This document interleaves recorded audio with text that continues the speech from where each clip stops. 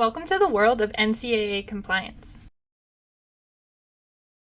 So you want to be a student athlete?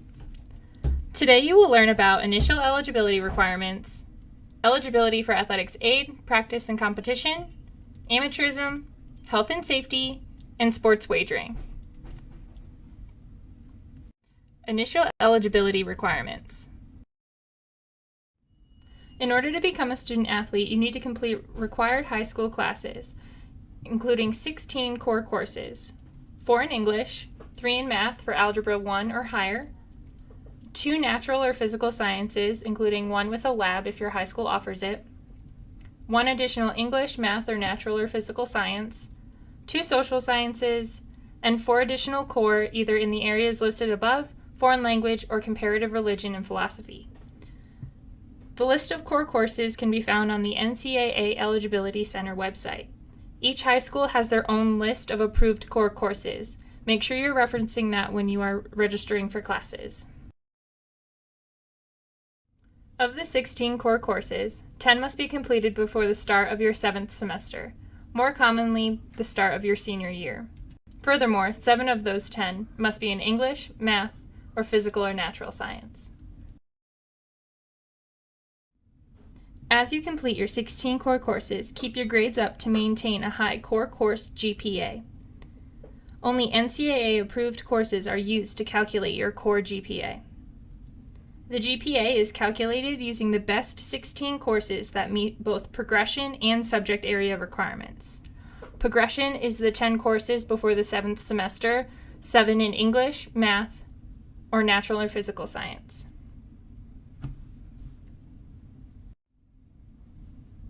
Initial eligibility also includes the appropriate test score from either the ACT or the SAT. For the SAT, it is a combined total from critical reading and math. The best subscore from each section will be combined for initial eligibility purposes. For the ACT, it is a combined total from English, math, reading, and science. Again, the best subscore from each section will be combined. The composite score does not count for initial eligibility purposes. All ACT and SAT attempts before initial full-time enrollment may be used for initial eligibility. Test scores can be sent to the NCAA Eligibility Center using the code 9999. Your core course GPA must correspond with the test score on the NCAA sliding scale. In order to be completely eligible upon entering your first year of college, 2.300 is the minimum qualifying core course GPA.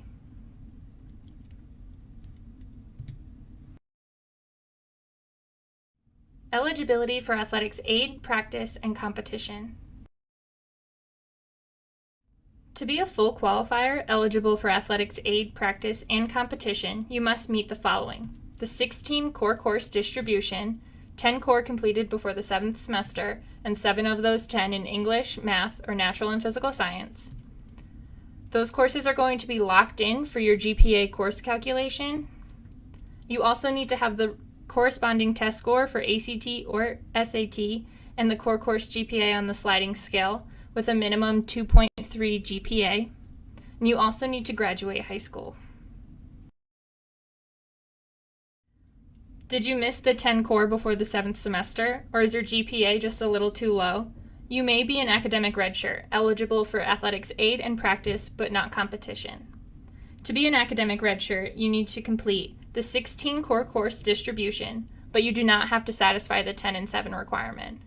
You also need to have the corresponding test score from your ACT or SAT with the core course GPA on the sliding scale, but it's only a 2.0 minimum GPA. And of course, you have to graduate high school.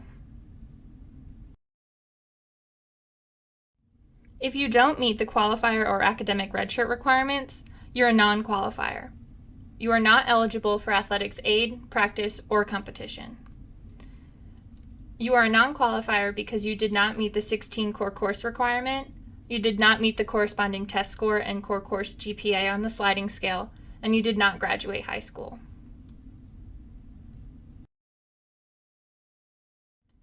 Amateurism. Next in the initial eligibility process is amateurism. You must be certified as an amateur student athlete to compete with the NCAA. The NCAA Eligibility Center will determine your amateur status. A series of questions will be asked about your athletics participation. The topics will include contracts with a professional team, the salary for competing in athletics, prize money, benefits from an agent, agreements to be represented by an agent, delayed initial full-time enrollment, and training expenses.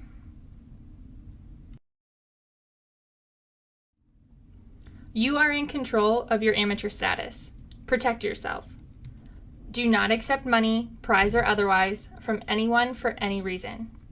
Do not accept anything of value for free from anyone for any reason. Do not sign anything, autographs or otherwise. Do not advertise anything. Do not endorse anything. Consider the consequences of losing your amateur status. Health and safety. The NCAA prioritizes your health and safety. Stay away from alcohol, tobacco, and drug use. The NCAA has a list of banned substances that could jeopardize your ability to compete. This includes stimulants, anabolic agents, street drugs such as marijuana, and others. Check out ncaa.org/drug testing for more. Sports wagering.